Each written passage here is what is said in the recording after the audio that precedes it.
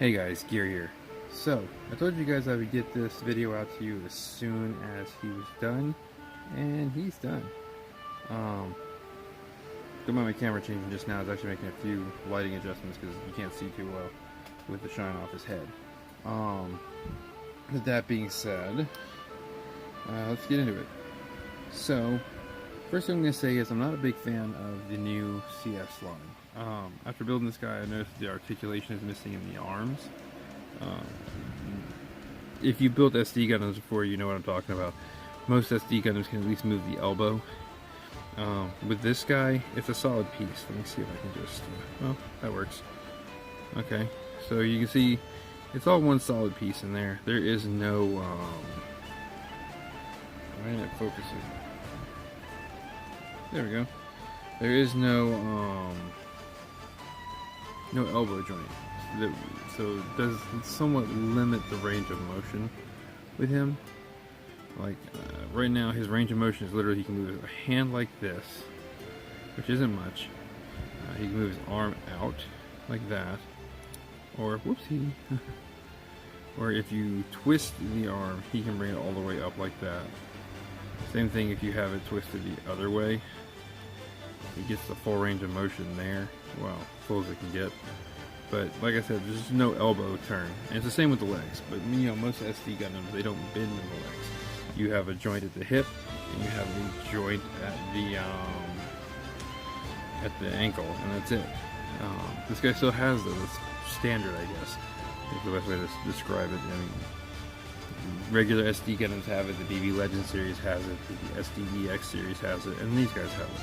But the lack of elbow flex, that was surprising to me.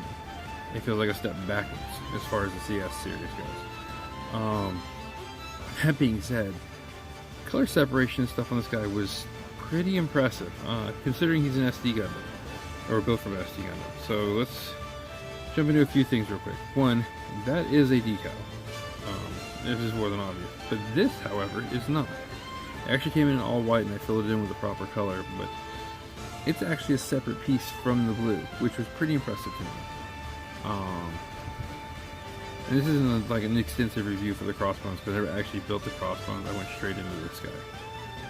I had thought about building the Crossbones and decided against it. So, a few quick things with this guy that's different from the others. And I'll get more in depth when I do a full walkthrough with a future SD crossover. The future crossover that I'm getting, which is the Double O Diver.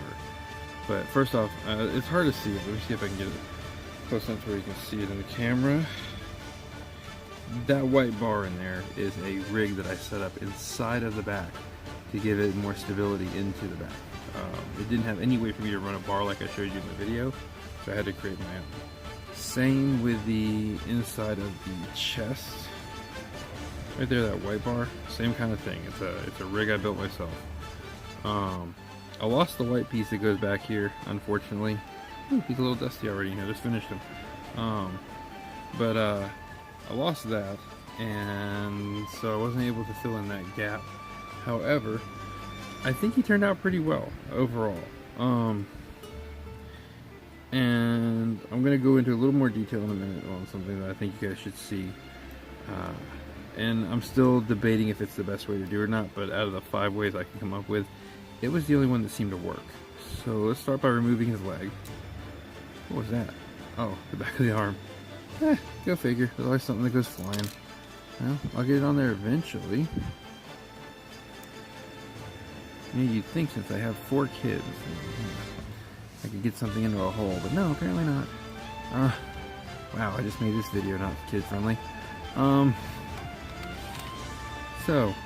Oh yeah, the leg. So, here we go. So to make this leg work, if you look on the back here, inside of a petty guy leg, there are 2 places where the leg connects into each other to hold it together, because you can see there's a seam line right there, and that's where the thing connects. I cut right below one of them, and then when I put them together and cut below the other one, sanded it down, removed the top from the frame for this guy's leg, and then glued them together. Now, I'm not sure if I need to lean them back a little bit. It looks like this one might actually be leaned the wrong way. I'm not really sure. But I get a weird pose every time I set them down, but to be honest, it's easily fixed. And with the articulation in the ankle, because this thing has some killer ankle articulation, as you can see, this piece pops loose every time I do that, but that's an easy fix.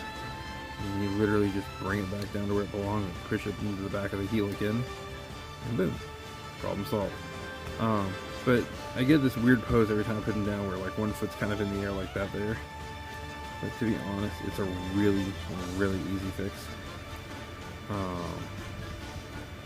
And he is definitely a build I enjoyed doing.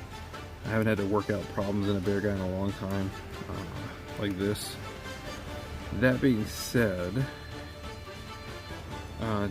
definitely would suggest getting the CS kit if you're interested in SD Gundams, because it's definitely a change from the norm, but I'm not thrilled with the articulation differences. I will say that right out the gate. But even with the lack of articulation in this guy now, because of that, like, it's only 2 joints, both elbows. He still sits perfectly fine, moves perfectly fine. I'll still be able to pose him the way I'm wanting. I really cannot complain overall. Also, if you do plan on getting this guy, please be aware his beam saber comes in white. I mean, like straight white. The parts are compatible with the HG Gundam for this guy, for the Crossbones, but the beam saber that it comes with is white. In the case of mine, I took a fluorescent pink from the Mecha series. Okay. Magenta fluorescent is what they're calling it. Okay. My bad. I took this and I painted the whole thing with it, and then I went back through with another one. I think it was this one, just regular magenta, and I went in and did the lines on the inside after letting it dry completely. And that's how that turns out. And to be completely legit about how that works, the weapon splits just behind the circle, and that is where you input the blade at. But anyways, thanks for tuning in, and I will catch you guys next time. Bye.